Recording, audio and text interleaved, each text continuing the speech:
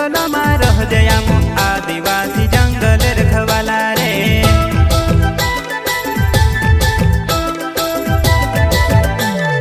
चल जंगल जमीन काजे पूजे रे आदिवासी दुनिया ने रखवाला रे।